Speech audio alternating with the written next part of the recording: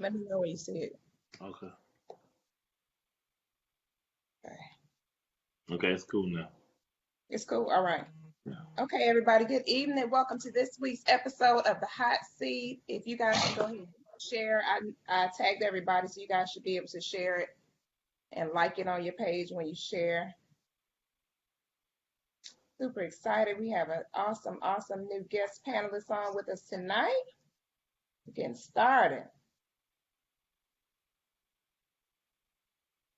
You guys can let me know when you got it tagged onto your pages. I got it on mine. Okay. Mr. Dixon, you good? Yes. We'll see. Okay. Arthur, you good? I think so. Can you hear me? Yes, it's on my page. Okay. Everybody can hear me, right? Mm-hmm. Yep. All right, everybody. Well, good evening. Welcome to this week's episode of the Hot Seat. I am your hostess with the mostest, Koffe Brown, alongside my co-host, Mr. Charles Dixon from Unique Perspectives of Love Talk Radio. Mr. Dixon, wave at the people in the church, please. All right. Then we have my awesome dear friend of well over a decade now, Miss Martha Cooper Hudson, one of my business partners and dearest friends, is in the building with us tonight. And then Martha, wave for the people, Martha. Let them see you, Martha. Got Martha in the building with us this evening. And then I have my classmate, basketball buddy from back in the day, Miss Charmaine Crutchfield is in the building. Charmaine, wave at the folks. And then I have one of my other classmates and one of my dearest friends, Arthur Mealer, grew up with me around the corner. Arthur, let him see you. Wave at him. It's you in the house. Okay. Let him have it. So anyway, you guys, welcome to this edition of the Hot Seat. Super excited to have everybody on with us. We have all new guests in the building this evening, and towards the end of the show, you guys, they'll be able to give you some information on how to connect with them right here on social media and to participate in whatever projects they're doing. So we're glad to have them on board. Tonight, since we have my great friend, Pastor Mealer, in the building, I'm going to ask him to lead us off in prayer for the evening. Mr. Pastor Mealer, can you lead us in prayer tonight? Sure.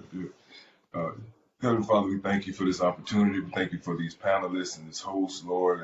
And we thank you for all that are viewing. I pray that something be said or done that would touch somebody in a way, God, that would better them and further them in their knowledge and in their.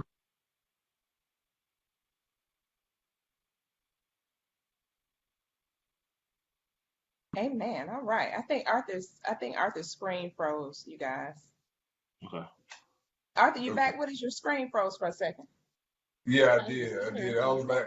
That prayer just froze everything. Froze everything, honey. Somebody got Somebody got it right now. Then froze up everything. Okay. Then change somebody's life with that prayer. You guys, this is an interesting topic that we're going to dive into tonight. It's called Your Sheets Are Starting to Stink, How the Funk of Your Former Relationships is Affecting You and Me. I'll read a little bit of the narrative and we're going to dive right on into this juicy subject tonight.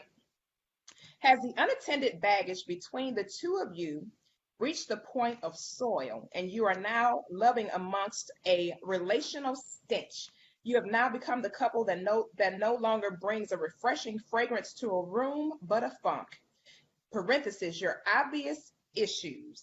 Everyone sees it, and the two of you are oblivious to it. It is this type of denial in the space of love and relationships that has a lot of so-called commitments sitting in the intake room of the salvage yard of love. Let's talk about this subject tonight. We're going to dive right in. We got these awesome new guest panelists tonight. So we're going to start off talking about what comes to your mind when you think about an individual's relationship that is stinking, as far as you on the outside, but you are seeing the demise of their relationship and they don't see the catastrophe ahead. We'll start with you, Arthur. Talk to us about what comes to your mind when you see this. Especially go ahead. I said especially as a leader. Right. Well, a lot of times I see when most people come in,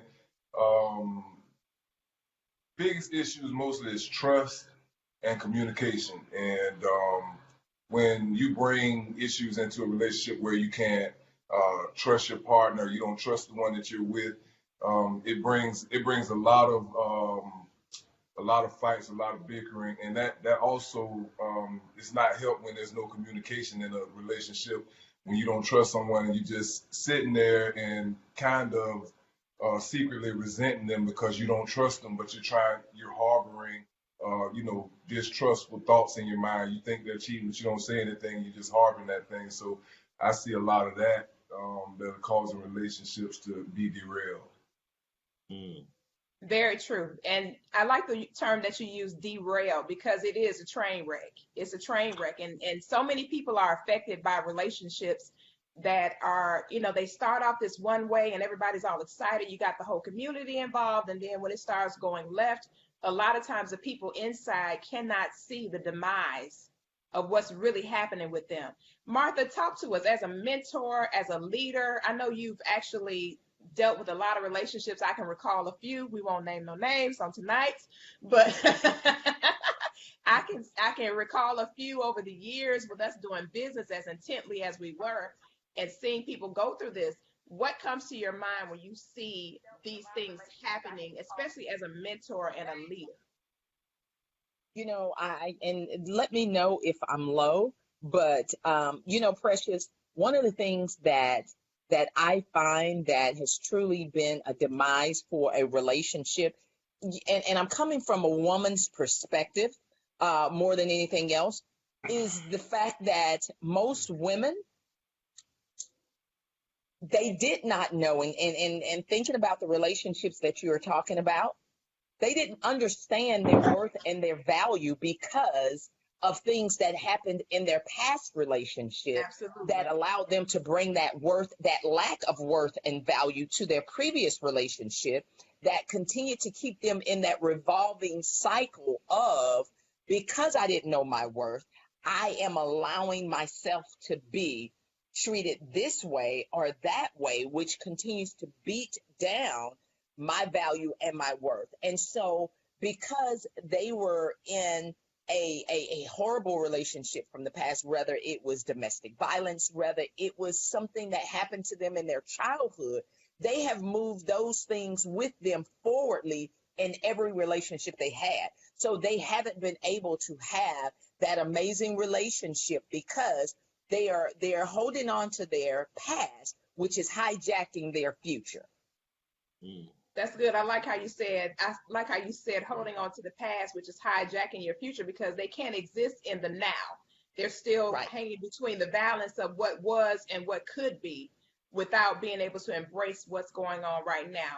Charmaine, That's right. as a person in the industry that you're in, I know you see a lot of people and a whole lot of stuff that goes on in the industry that you're in. What comes to mind when you think about someone's relationships thinking and how it's affecting other people? Well, sometimes the relationship starts from when they were growing up. To me, like what you see when you grow up, when you're growing up, sometimes they fall into that cycle, and no one has broken that cycle, that a pattern that's a trending for their family. Like they can see their mother do something, their grandmother, and it falls into this pattern. So sometimes that the their behaviors are learned behaviors. So or observed behaviors. So if a man talks to you any kind of way, they feel like this is acceptable because they've watched this before. So a lot of times these patterns and trends, they go from relationship to relationship because this is something they've been used to and think it's normal. And so sometimes that other person in that relationship gets tired of this they get tired of dealing with it, and they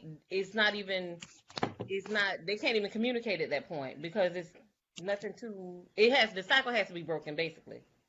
And I see a lot of it with different women that has been abused. They may have had a sexual abuse growing up. They've been mentally abused. So it's a lot to it when it comes to relationship and bringing baggage in.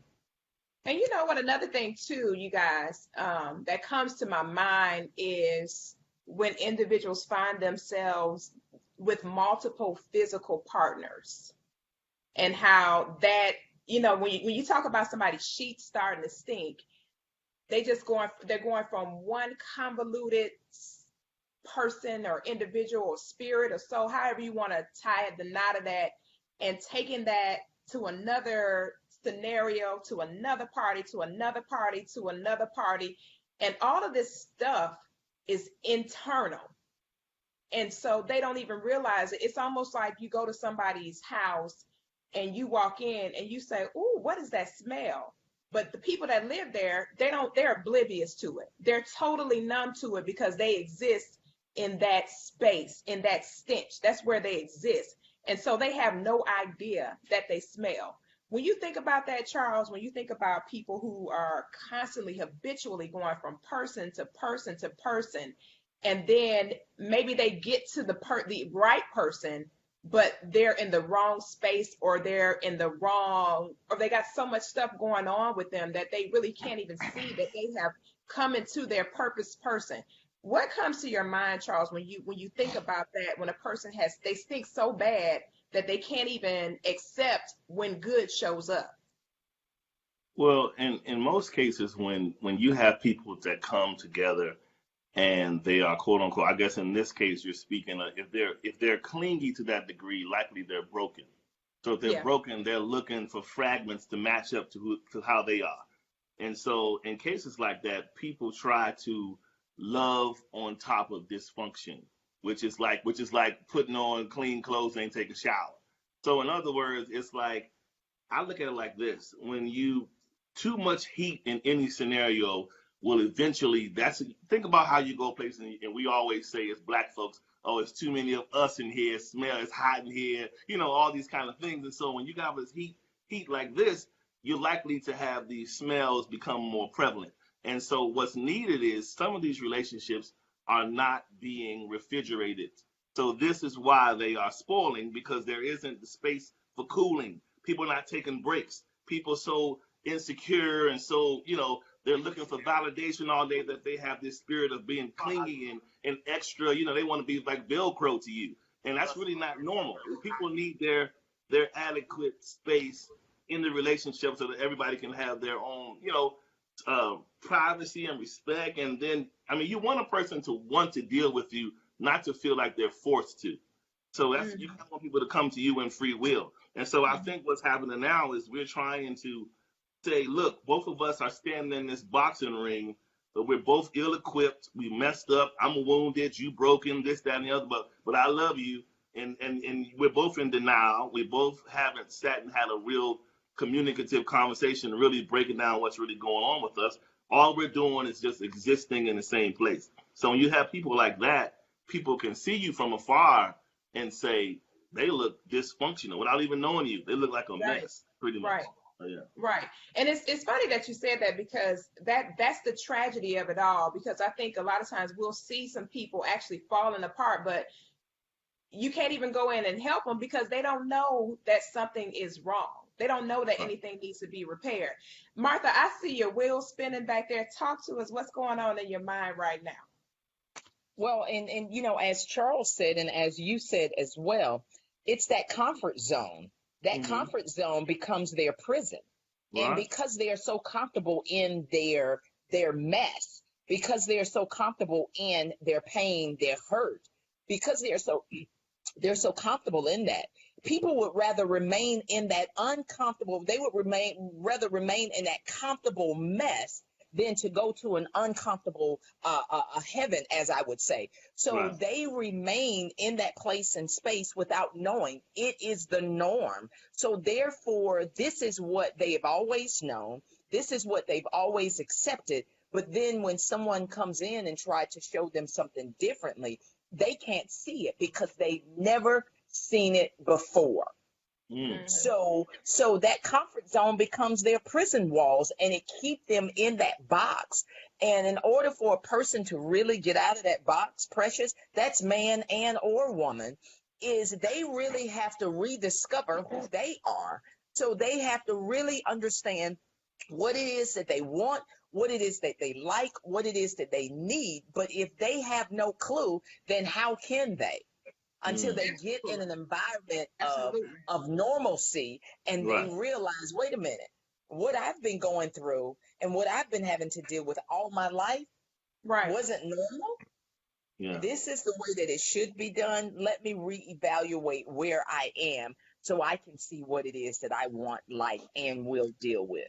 Right. And that goes back to what Charmaine was saying about the examples. And I do think, just piggybacking off what she said earlier, a lot of this stems from our childhood, our rearings, what we saw, the law, it's called the law of first mention and the law of first truth.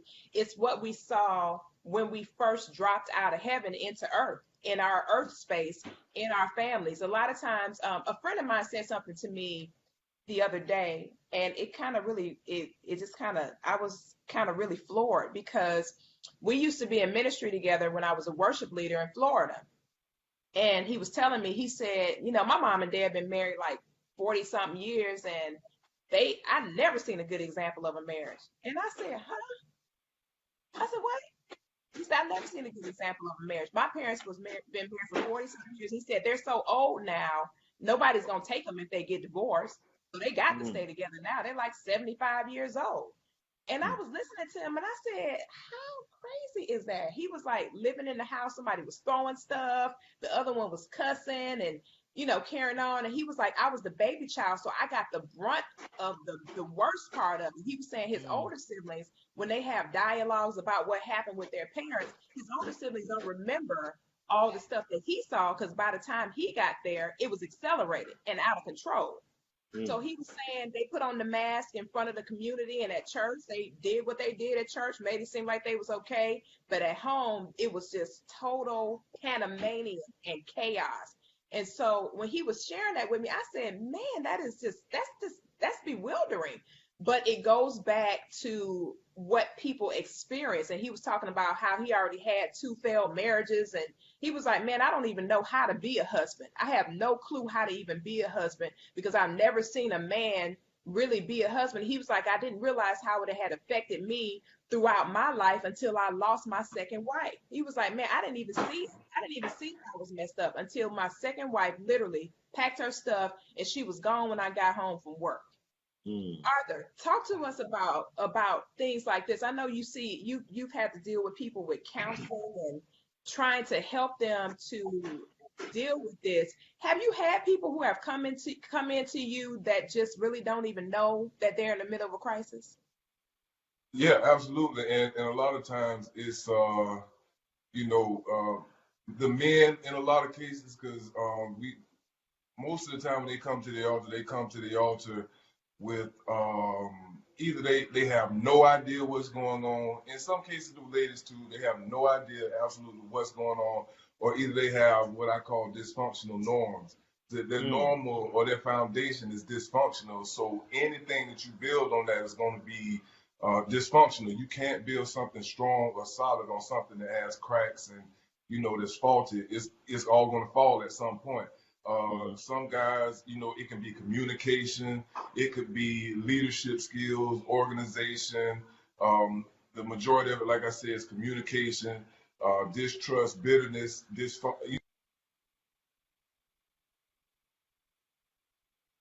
and a lot of times, because guys, we've been raised not to whine and not to cry. So sometimes I get a lot of it where the 2 of them come in and they have 2 totally different perceptions on how the marriage is going, or how the relationship is going. And the woman in most cases has communicated effectively, what the issue is and how she's feeling in the situation. But he always thinks that she's just whining, or she's just bickering, or she's just nagging. So she's been telling him and crying to him about what needs to be, what's happening. But a lot of times we don't listen because we've never been taught to have an open ear in communication. It's more so 2 people having a conversation and just waiting to have their turn to talk and not listening to the issue. So you can't build anything when there's no communication. And if that foundation from childhood or from, relationships that they saw their friends in, or whatever, wherever they get their foundation from and their structure from, if they get something that's not right and it has no principles in it that would cause it to be strong or structural, then they always come in broken. And like I said, sometimes they have no idea it's as broken as it is. Like you said, it's like kind of like what you said when you go into someone's house and it smells a certain way, or they come out and it smells a certain way, and they have no idea they smell like that. And in most cases, one or the other doesn't even know that the situation is as bad as it is. Somebody's surprised because one, either you're not listening, or two, you're not communicating. I'm not talking. So that's where I've experienced a lot of times in counseling. Charmaine, let's talk about this communication piece that Arthur just brought up.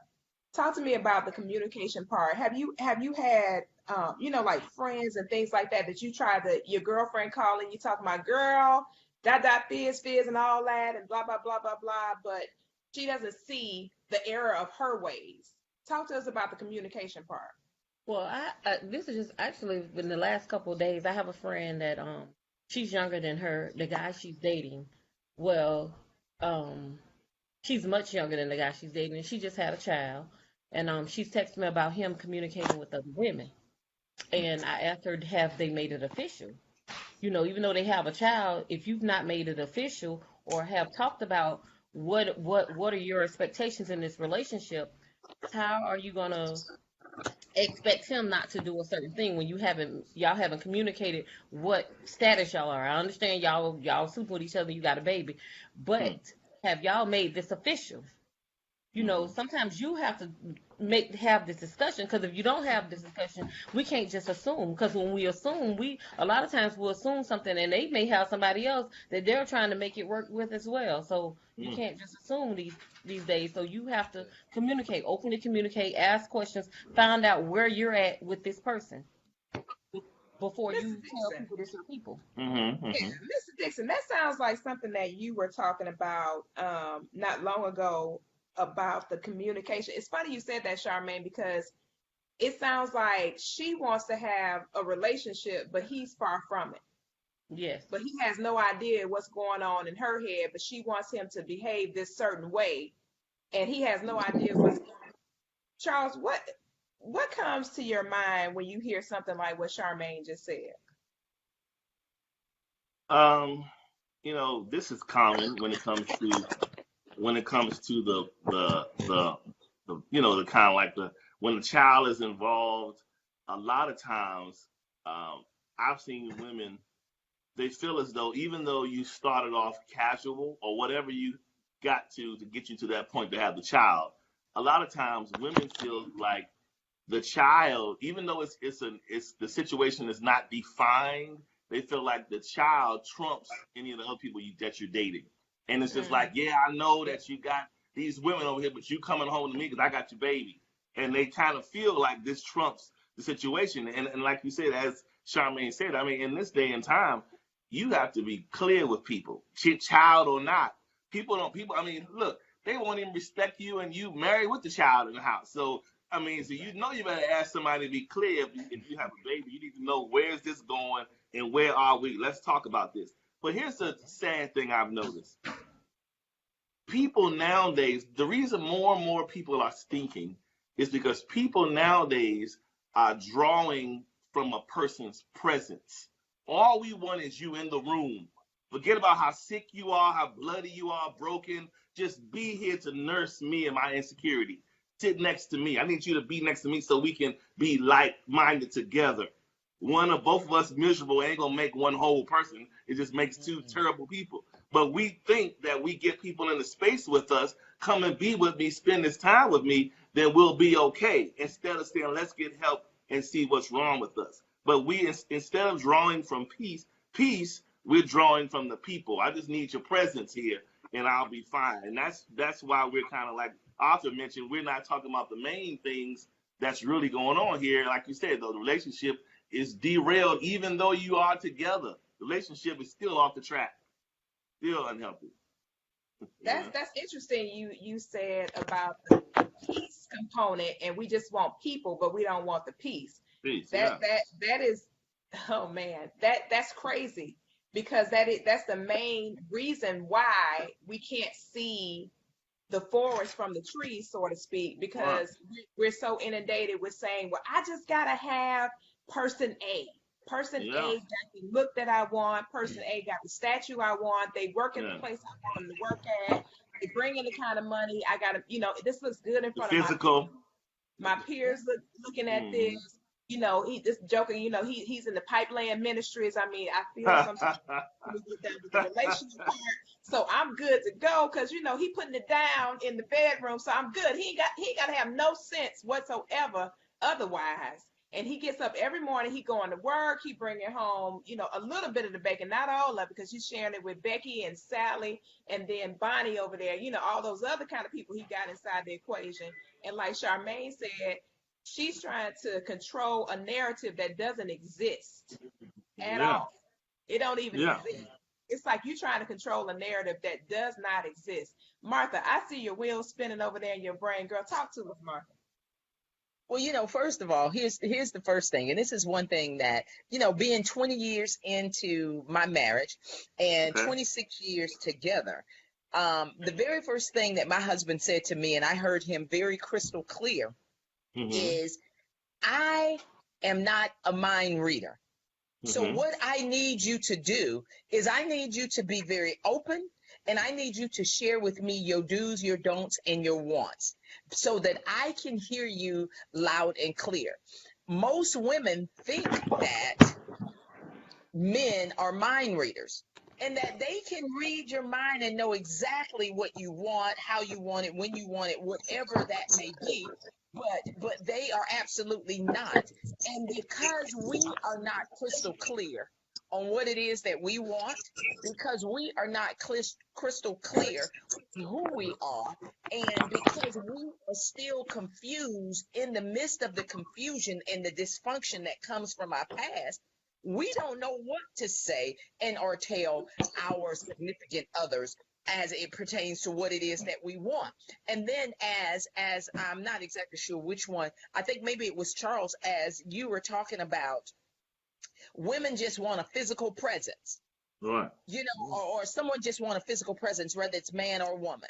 Right. That is so very true, because I have literally spoken to my girlfriends and said, especially when they're dealing with someone that I know, and I simply said, girl, please don't waste time, energy, and effort, because I know it's my personal, it's my brother, it's my cousin, whatever it is. And they said to me, girl, he's so fine. Yeah. Girl, he looks so good. Girl, he is so established. He is so well put together. Girl, he cannot be that bad. And then they go down that road, Charles. Yeah, and learn. Then their value is devalued one more time because they win that mindset of a piece of man is better than having no man at all. And I tell women all the time, if you are clear and crystal clear on what it is that you want, and you're able to communicate those things to your significant other, you can get what you want, or either you have the opportunity and the choice to walk away. And so that was me and Michael. I said, here are the non-negotiables in our relationship. They have been the non-negotiables for 26 years. Wow. And if at this point in time, if you cannot, then go ahead. Let's do what we need to do. We are very wide open.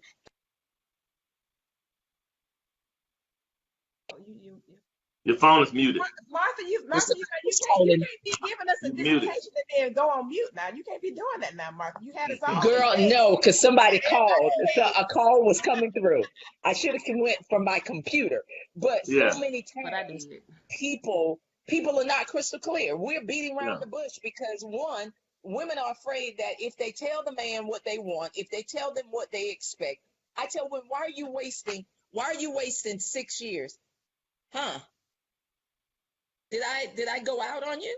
No, we hear you. Okay, keep talking. Okay. So why are you wasting 6 years in a relationship when you knew 6 months or 8 months in you wanted to be married? Why didn't you tell him that from the jump and say, listen, We are dating because I'm expecting or looking for, so that man can know whether or not he want to deal with that, whether or not that's the direction that he wants to go. But we'll go and we'll beat around the bush, and we will not speak the truth. And we expect them to read their minds. And now we're miserable, we're saddened, we're resentful in relationships that's not feeding us, but we're just tolerating it at that time. No, that was something that I remember Charles did, that starvation ministry show. Lord have mercy.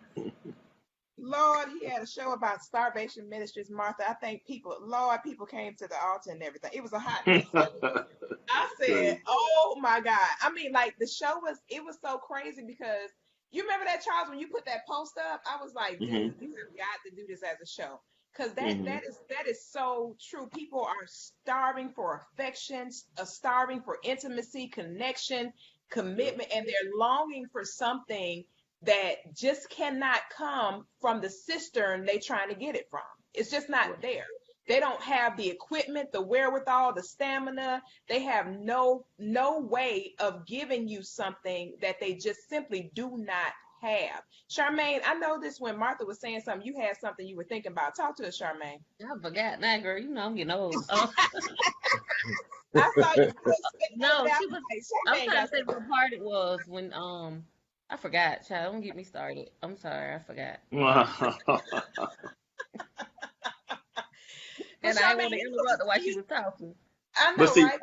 When you think about that, Charles, when you talk about the starvation, the part of the relationship where a person is literally starving to death, and what Arthur was saying earlier, how one person comes in and they smell the stench, and the other person like, I don't smell nothing. What are you talking about? I can't smell it.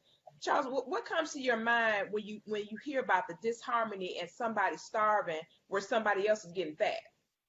You mean in the couple, in the relationship? Yeah. So I was saying this. So I'll tell you, I was talking about this yesterday, and I made the example. I was like, when you think about people walking in harmony, and I think we were relating this topic to how sometimes how people, will cheat or whatever. And so the point we were making was, if you think about something as simple as your eating habits, let's just say Arthur and person B, they're together.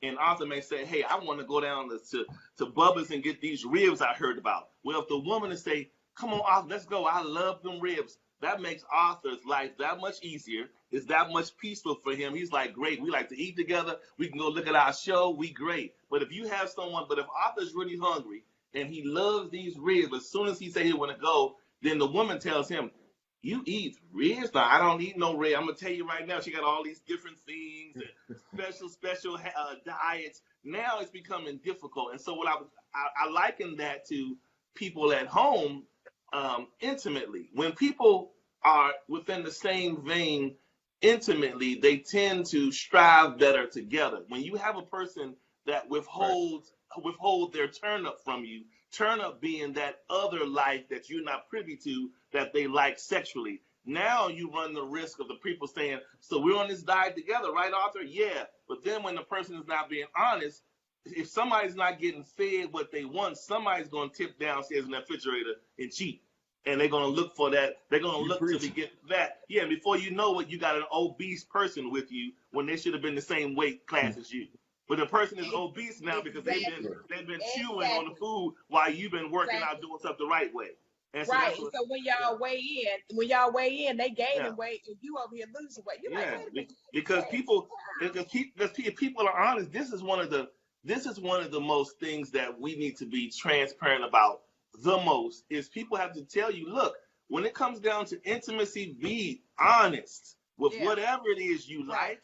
What you don't like, don't go into a marriage and have a whole closet full of desires that you have never showed the person. But you have saying, I'm sure in some time in life, you've heard somebody say, oh, for my husband, I got a whole lot of tricks for him. Well, you need to tell the person beforehand. You ain't got to do it, but you need to tell them beforehand what them tricks are. Because sometimes you'll get married and people will come out the closet with something and you'll be like, huh? Yeah, I'm into that. That's what really makes me happy. And you're like, I ain't signed up for that. But you'd be surprised what people have in their closet. You just don't even say. Right. I agree. I definitely agree. That is true. That's very true. And I think, you know what, Charles, you done opened up Pandora's box, honey. Now I got to sit it. So let me say, let me go ahead and say,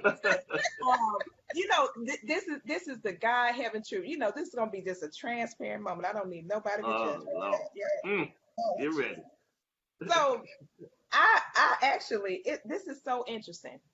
Lord have mercy. So a few years, Lord have mercy. A few years ago, I was engaged to this guy, and so we had had a conversation about how we were going to navigate through, abstaining from premarital sex. We had a candid conversation about it. We were like, well, we want to do something different. We really want to work on this, even though we had dated previously and we had been intimate before, so we already knew what was up, what we were getting into. So we said, well, this time around, we're not gonna go there. We just gonna focus on, the big picture and get to the relationship, building it the way we want to build it according to our belief system, right? Okay. So Right. we started having a conversation about the sex part because we dated years ago when we were younger. So, people change over the course of time. They have more experiences. They done been, wherever they've been, and you run back into them and you go, oh, okay. So I remember one day he sent me a picture. I was sitting in my office, Charles. Lord Jesus, Lord. I was sitting in my office. I literally fell back out of my chair. Like literally fell back out of my chair. So my colleague was like, I was in my office and they was like, oh my God, what's going on? So they came in my office and I was like up right on the floor, right?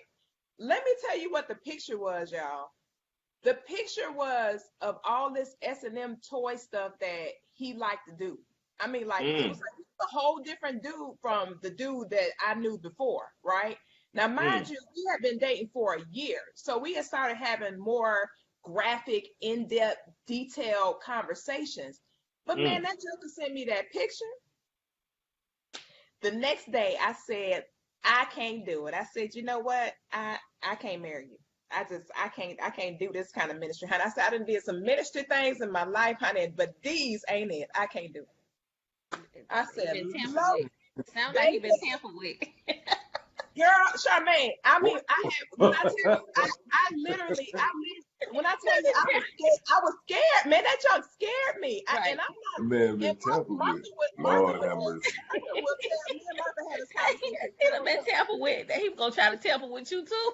He was trying to take me to 79, 82, 97 shades of gray, orange, and pink, honey. I said, he been tampered with, and he probably was a little by. Probably. Oh, I wow. was try on the top, around the corner. I don't care what. Girl, Lord have mercy. Look, he was being transparent. They done already fixed the man when now. I seen that picture, Right, he done fixed it now. when I tell you the next day, I promise y'all, the next day when I woke up, I said, hey, meet me at such and such and thus and so. We got to talk today. And I sat there, I said, let me tell you something. I said, I love you, and I honestly did want to spend the balance of my human days with you. I said, when you send me that picture, I said, I can't tap into that anointment, honey. Wow. I said, you got a ministry that I can't get involved in. This is just something. I said, this is too much for me. I said, but I will tell you this. I really do appreciate you telling me, like what Charles said, pre-marriage, that this is what you were really into, because I'm telling you, you was right, Charles. People have these turn-ups, all this stuff going on, and all these weird desires and all this other stuff. And Charmaine, you all this that they do that, that you just be like, what? You did, huh? You do, huh? And people get caught up in that. And they don't know what to do with it, because like what Martha was saying earlier, they just got this person. They got to have this person and not realizing what comes along with that person. It is not that serious. It's 5 billion people in the world. It's another that person somewhere. I promise you. It's Yeah. another one somewhere, honey. So you can just And, trade him in, honey. Find your person. Yeah, find your Send person. him back to the and, universe, honey, and get another one, honey. Send him, return the sender, honey. Send him back. and sometimes I remember back in the day, of course, you Oh, you know what? Oh, you make sure you add it back in the day, Arthur. There you go, Arthur. Back right. in the day. I Back gotta in the put day. I gotta throw my disclaimer in there. Right, Right. right, But right there. When with you that was doing caveat, worldly things, Arthur. huh? When you was doing worldly things back in the day. Absolutely. Show me. Pray for me now. Pray for me now. Yeah. I love that. I'm not that pastor now. Pray for Right. me now. I need a little Jesus, but Oh, God. when but back in the day, I remember like sometimes you can be actually really really blunt and straightforward with some people, Yeah. and they somehow believe that they're going to change your mind, or somehow you don't mean what you What you said say? when you Yeah. enter into a situation like that. So I've had situations where I said, okay, this is what it is, and if if we're gonna interact, then that's all it is gonna be. But then there's situations where it's going on, and you know I've counseled guys on this, and I've told them, even though you're telling her that, but if you're still doing all of the things that somebody in a relationship does, you're still leading that woman on. So in a Absolutely. lot of cases, people lead people on. They put it under, they hide it under. I told them the truth, and I told them what it was from the beginning. Right.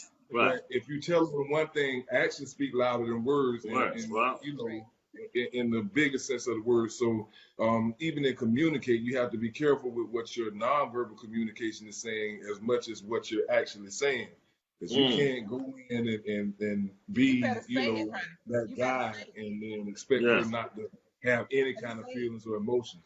That's Yeah. right, because that nonverbal communication is the killer. I was telling How? Charles earlier when we was having our pre-show banter that y'all ain't privy to when he be trying to tell me what to do on tonight. But anyway, Well. I was telling him I was telling him about this particular person that is married, and I was telling him, I said, yeah, the person paints a pretty rose picture. I said, but there's words that the person is saying between the words that you just don't know that's what they really saying. So he was like, what? I said, oh, honey, I've been in the marriage ministries, honey. Believe me when I tell you, it's something underlying outside of the words that that person is saying. That nonverbal communication has so much power that people do not pay attention to that. It's the words that's not said between the words that we need to be listening to, for sure. Let's see Charles, another. Oh, well, I'm sorry. oh, go ahead. All right, go ahead, Charles, go ahead. No, another thing I was going to say is when you guys were talking about how people, when Arthur was saying you can be blunt with people and people still will kind of still take you on. And what it is people nowadays, well, not just nowadays, but people count on their ability to finesse you to do the changing for them. Some people think they can have, Arthur gonna be with me anyway. I know he said he's not into that, but when he loved me, when I show him me and I work on him daily, he's going to eventually come around to being open to this. And people need to understand, look, if Arthur says no up front, I don't want it. It don't mean he wants you to beat him down over the years to get him to eventually get back to what you do want. Just find a person that's into that already and let it be, And that's true. That's why I said that. It's 5 billion people in the world. Send that one back, return the sender, and go and keep it moving. Yeah. Go and keep it moving. Martha, talk to us. I can't hear you. I see you got your little mute ministry on. Martha, talk to us. I see your little wheels spinning over there, girl. Talk to us, Martha. Well, no, and I concur with everything that you all are saying, and I put myself on mute so that just in case one of those blessed children ministries, the 2 that I have, just in case they run down the stairs or making some noise, they're not interfering. So I get that. But no, you guys are absolutely right. I mean, you got to be crystal clear of what you want inside of that. Inside, you had me dying over here, Precious, when you got the picture on your cell phone. And I know you saying, what the ham sandwich? Girl, I said, look, I had to but call the Goon Squad in, girl. I called the Goon Squad and I said, we got to have an All Saints meeting right now, y'all. I need y'all to come here and look at this ministry stuff. This joker is sitting me, honey. I said, the dissolution is about to go down, baby. We ain't even got the paperwork. No ink. He was trying to be a blessing. Yes. Woo, Lord, he was trying to bless me in him. ministry that I did not want. Okay, on tonight. But you know, I can really respect the fact that you said, hold on, wait a minute. We need to talk today. Yeah. And because you realize tomorrow wasn't promised. Tomorrow wasn't promised. We need to talk today. Because brother, you need to really understand that isn't in my foreseeable future. And that is not something that I'm going to deal with, or that's not me. No, you're gonna have to look to the left and find her, because she's out there. But you know, I mean, just being open and saying, hey, this is it. My husband was like, girl, you're really open and honest with what it is that you want in here. If we're gonna make this thing permanent, let's go ahead and be honest and open and share. There's no ifs, ands, there's no buts about it. It is what it is. And then when the flavor change, I'm gonna need you to let me know, because please. if I didn't help you change the flavor, then I got a problem. You show right. And you know what? And another thing too, I remember when we had that dialogue, I told him straight up, I said, I don't want you to change for me. I don't like adjustment ministries.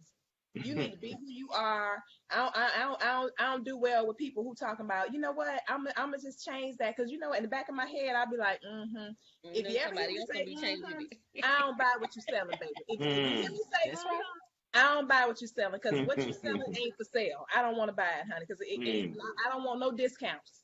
None.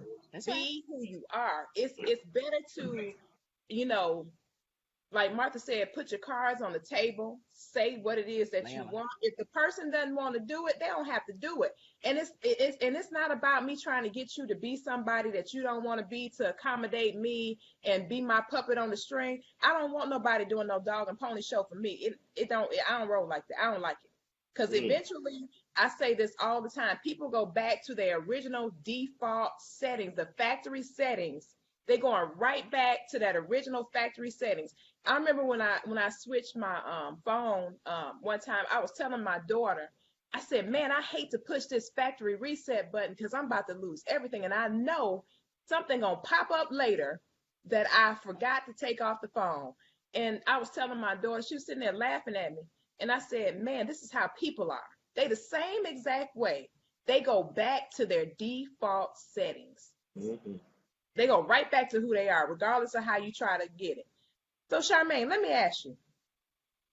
The person that you were talking to and you were communicating with about the relationship, what was the outcome of that? Did she make some adjustments with that? Did she say something to him about it? What was the outcome with that? Let me read the last, because we were communicating through text.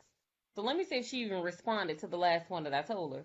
Because I kind of, this is one of my mentees from when she was in high school. She's grown. She's good and grown now, but she was one of my mentees when she was in high school, and she still reach out periodically for advice.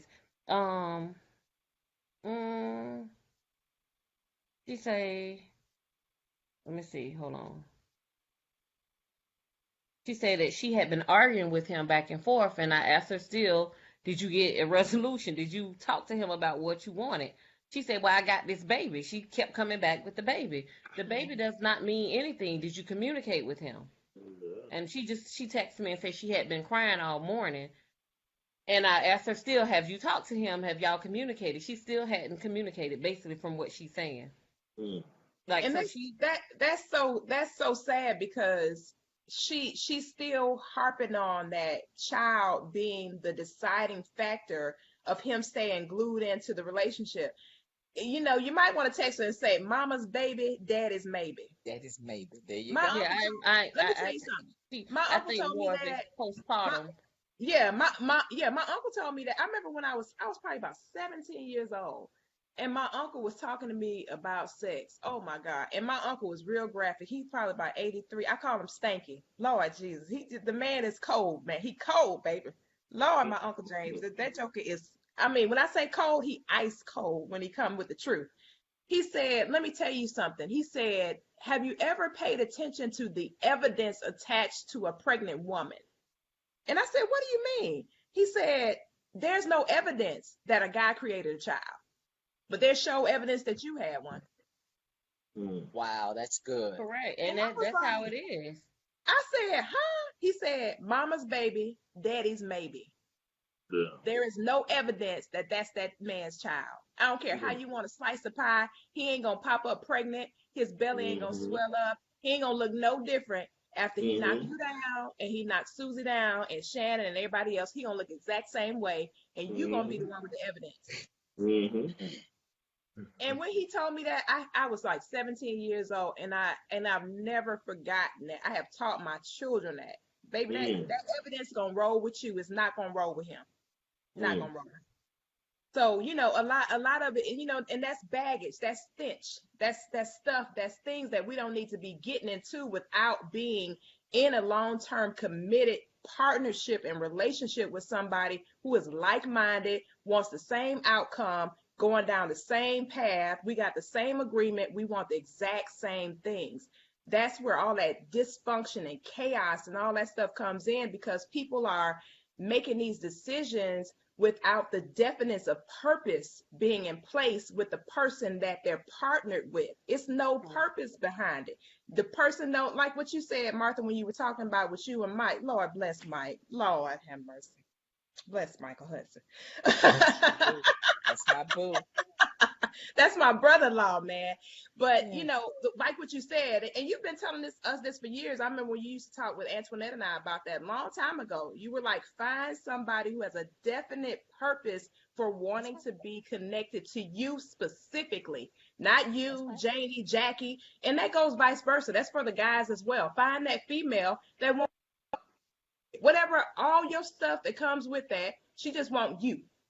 But she don't want you for stuff, things, and all that. She wants the man behind all of the stuff and things and all that kind of stuff. Mr. Dixon, you look like your wheels are spinning over there. Talk to us, Mr. Dixon. Well, you was great. What I was going to say, you just kind of put a piece of it together. I was going to say the reason a lot of this is happening is today, we're not becoming wound. Like, I guess what I'm trying to say is we're not becoming intertwined in purpose. We're becoming intertwined in meat.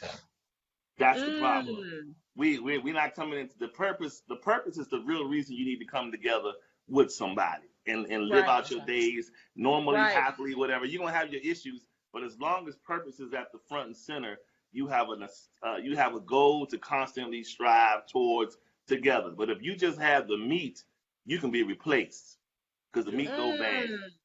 Yeah. Lord, the replacement ministries. My Lord. So we're going to go to the comments real quick before we shut down, you guys. What you say, Arthur? Arthur said nothing. I'm just... He said, yeah, he ain't saying nothing. You talking in third person now, Arthur? Yeah, somewhat. Yeah, I am. I guess you could say that. So Melissa Freeman says, we have to learn to pray about all things, not some things. In relationships, we need to know that we're really, truly ready for the things that relationships are made up of. Don't have a relationship based on sex. That gets old quick. Make sure you have a clear understanding before sex occurs. Learn to ask questions that would nip a lot of things in the bud. That's on point. Katonia says, absolutely. We should never assume compatibility or longevity based on a person's looks. He or she can be fine as wine, but crazy as a quote unquote outpatient. Take time to get to know the person, be their friend first, and let whatever's supposed to be just be. Then we have Elisa saying, before me and my future get married, I'd rather us attend marriage counseling. And then Deborah Bowie Brown says, yes, it's another person out there. It's 5 billion people in the world. Don't settle for the turn up. You know, everybody got a turn up, Deborah. It's just how much of a turn up, okay? Now that's a good point that she made about the counseling. The counseling part is a good point because that's a gauge as to who you're dealing with. Think about this. If you get with a person and you be like, we should go to counseling. Well, I don't need to go to no counseling. He ain't going to tell me nothing. You better run off because this person ain't going to pass the oil. Change. They stuck in their ways. Run. Absolutely. Run. Yeah, that's what Katonia said, honey. That's the quote unquote outpatient. That's the outpatient, honey. You don't want that. Yeah, they stuck in their way. They know you can do to change their mind. Yeah, you better believe it. Yeah, Exactly, you better believe exactly. that. And if they come at you like that and don't want wise counsel on the decision of something so important as a marriage, you don't need to be with them anyway. Well, Because well, but see, when what it something really comes is on, people don't want you to subject them in front of someone that will tell you the truth about them. That's what it Right. is. They don't want to be That's right. exposed. You know, Arthur, the pastor, Arthur, I'm bringing the lady in there. Here she go, Arthur. He gonna look over there, be Charles. She's not the one. People don't want to hear that. They want to make. They want to right, forego all of that and say we have right. made up our mind, and this is who we're gonna be with, me and this person. That's it. And let me Exactly. tell you something. Let me tell you, a great counselor, let me tell you what they'll have you do in marriage counseling. They will have you take this test and give your mate the results. You don't even see it. Mm-hmm. And Wow. once your mate reviews the results, then they pass it to you. And I remember taking that test, man. I said, you talking about nerves being bad? Lord have mercy. God bless. That's how I do. Lord That's have how I mercy. do.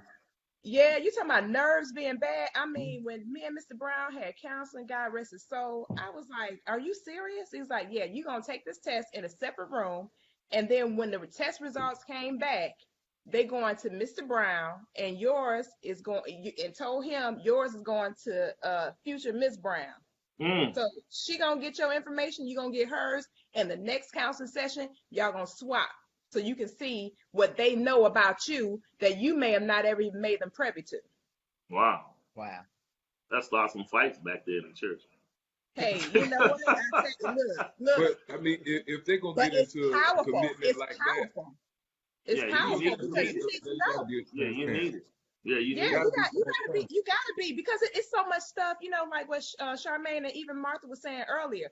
It's a lot of stuff that has happened in our childhoods, in our Yeah. rearing, All in right. our previous relationships, and in the dysfunction of life in general. And when we don't know what type of adversity we're going to face as humans. Just being a human being, we don't know what our life is going to play out and to be like.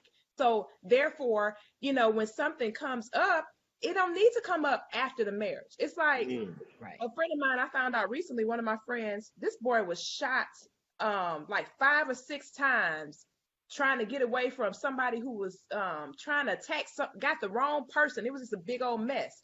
And so he was talking about the PTSD symptoms that he has, you know, when he goes to sleep and stuff. He was saying sometimes he wake up screaming or fighting or other different stuff, and of course he's medicated for it. So I said, you can't not tell somebody that and you finna marry them.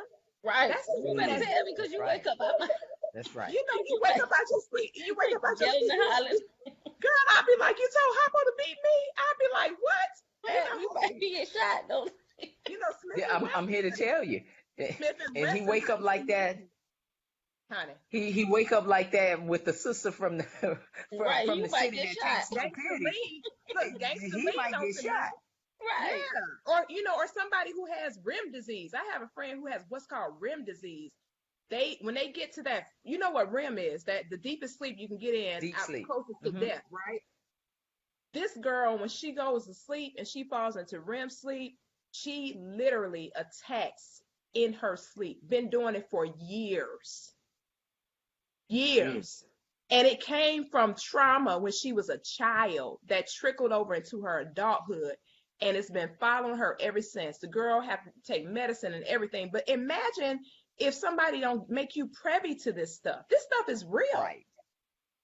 This stuff is real. And this is where the stench comes in a lot of relationships. People do not have a clue what they're getting themselves into. And all these outside people, they see, you know, that the force is just not with them. You know, it's, may the force be with you, the force ain't with them. You know, and they trying to make something work that it just cannot work. You got to find somebody that is able to handle whatever your chaos is. Every human has chaos. Nobody is exempt from it. Whatever your chaos is, there's no perfect person, no perfect scenario. There's no such thing, because as long as you're a human being, you have some type of flaw or defect somehow, some way, even if you got dentures at 3,200. I mean, hey, it is. Wow. It is what it is. That's right. It is what it is. You know, Mr. Dixon, we are at the top of the hour. Lord, it's been incredible. I tell you, this went by way, way, way too fast. Mr. Dixon, can Yeah. you bring the train back into the station for us, Mr. Dixon? Well, Lord. My Lord. So everybody, so this is the point where in the show where we kind of give our last, I guess, our outros of advice on the topic. You know, you can just give a little something as your, outro is something to give to the people to carry on throughout the week. So we'll start with the lady with the artwork behind her. You know, she's has her glasses on. She's looking astute on tonight. So we will let her start it off and go on. Then we're gonna go on around the room. You know what, Martha? He just saying that because he got that art ministry in his church. But go ahead, Martha. Lord. You know, I see it, and I like that art music. I like that art behind him. Listen, and the astuteness. You know, you are right with me, brother. Right. Make me look and sound smarter than I am. But what I do want to leave them with is this: remember that no one is a mind reader. So unless you are crystal clear in sharing what it is that you want, you can't assume, because you know what happens when you assume that people understand who you are, where you are, and where you want to go. The other piece of this is this, ladies and gentlemen, when you settle for something that's not aligned with what it is that you want and who it is that you want, you will suffer for the remainder of the time that you are in that relationship. So don't settle. Stop settling, because when you settle, you will suffer. So make sure you're crystal clear. Don't worry about it. If it doesn't fit into that space and place and what it is that you want, be okay to walk away from it, because there's something or someone out there for you. Wow. Girl, I just put that in the book of quotes, girl. Yeah. Lord, girl, that's tight and right. You're tight but right. Go ahead now. Tight but right. Charmaine. Come on, Charmaine. Well, I think people should accept whatever they have, whatever flaws they have, and stop putting blame on others. So if you keep going from relationship to relationship, sometimes it's not the other person. Sometimes we have to look at ourselves, and until we fix ourselves, we're never going to be right with anyone else. So if you're having issues, relationship issues, keep going from person to person, look at yourself in the mirror and start working on yourself first, because you can't fix anyone else, but you can fix yourself. All right. All right, Pastor. The doors of the church are now open. Come on, Pastor. Pastor collection plate. No, but just piggybacking off, what she said. Until we get in touch with ourselves and get a hold of ourselves, every relationship is going to be the same. Every one of them, because you'll continue to find the same person that's attracted to that energy that you're putting out there. I posted something a couple of weeks ago about how it's so much. Every time I go on Facebook, it's either men bashing women and women bashing men, based on the small percentage of people that they've dealt with. They're you're judging an entire species of a being because of the 12 guys you had or the 8 guys you had, and you think that everybody is the same person. But if every man that you met is the same and you're getting the same result, then we have to check ourselves and make sure that what we're putting out there is not attracting something that's toxic in our lives. So I'm always a person that's about self-checking and and trying to get myself in line, and that's what we got to do. We got to find ourselves before we can find anybody else, because we'll never know what we like or what we need, or if we constantly are choosing based on looks and this sort of thing. We got to get in touch with ourselves and know who we are first. Good stuff. Hey, Koffe. You know something, Charles? I tell you what. Oh my goodness. I just said something. He said self-check. I thought about the mammogram ministries, honey. The life you save might be on. Self-examination, honey. Check yourself first. Man, that's good stuff, because it's the truth. If you got to check yourself, because truly the life you save just might be your own, for real. That's right. And when, Charmaine said, do that mirror check. One thing I know about being a woman, it ain't no way I'm exiting the brown mansion without looking in the mirror, honey. Ain't no way.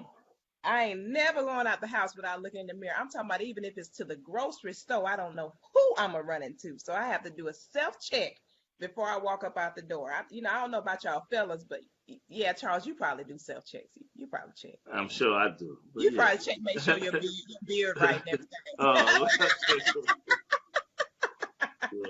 But no, that's really good stuff. You know, everything that everybody shared tonight was very powerful, very impactful, and very true about the stench that we find ourselves in relationships from birth to the grave.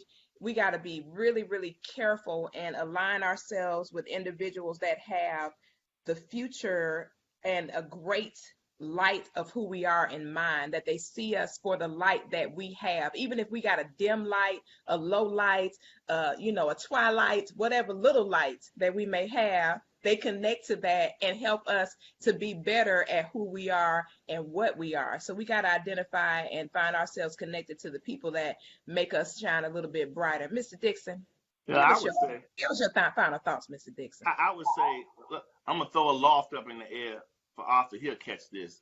In all thy getting, get and understand. Absolutely, that's the first thing. First things first is get.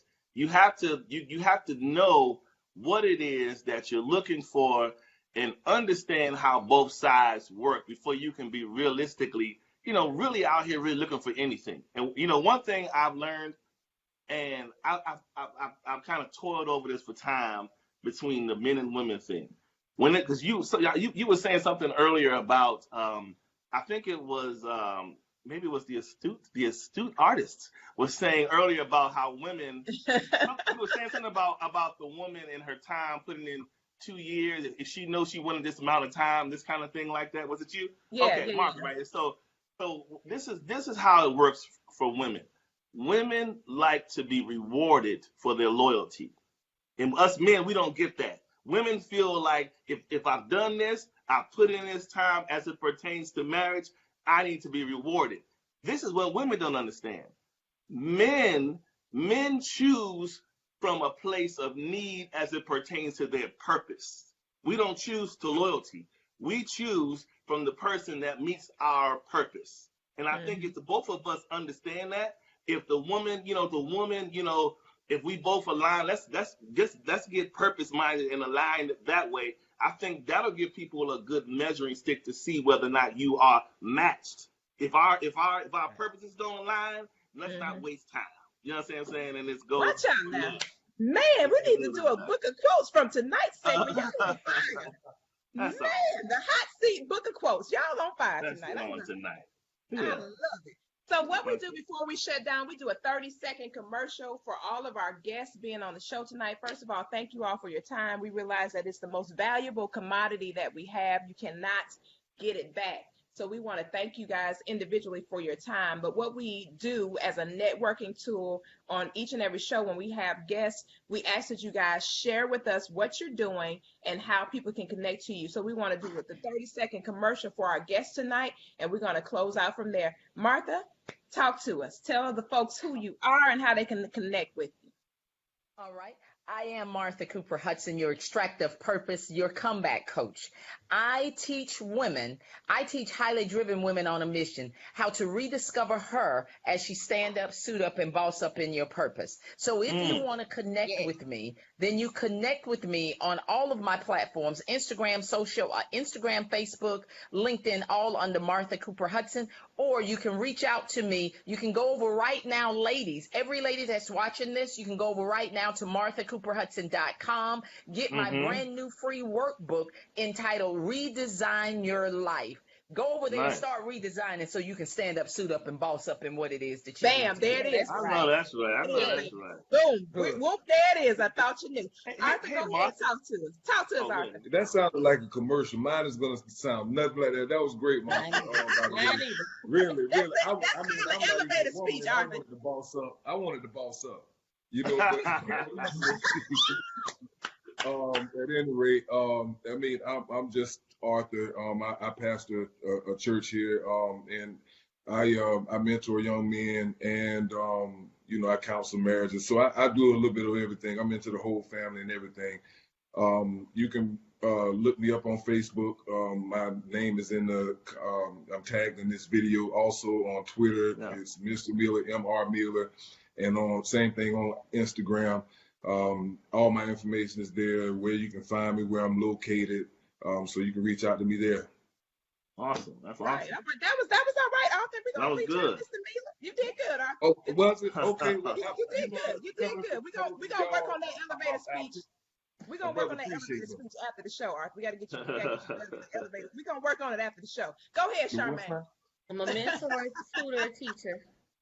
A mentor, tutor, teacher. I also do have a bartending service where I do big events, weddings, and I also have a printing and design company. So I'm on Facebook as Charmaine Crutchfield. I'm on Instagram as CC the Bartender. Any bartender needs, events, parties, weddings, or any T-shirt designs or any of that, I'm available. All right. Awesome. All I right. gotta And hit Mr. you up, Dixon, Charmaine. I just thought of somebody needs some T-shirts. I know Okay. that's right. Yeah. show right. And Mr. Dixon and I, we're called the Great Communicators. This has been the hot seat tonight. We appreciate you guys showing up and doing what you do best, and that is communicating and connecting. This is Koffe's Corner. We appreciate you guys. And next week on the hot seat, we have an amazing show coming up for you, but I can't tell you what it is right now. I'm working on Oh no. it.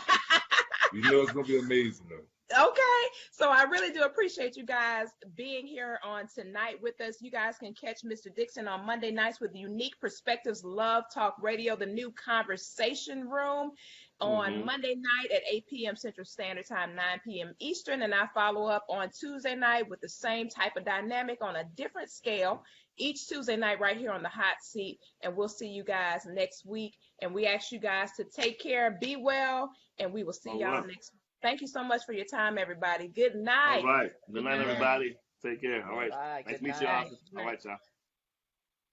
All right, how we hang this up?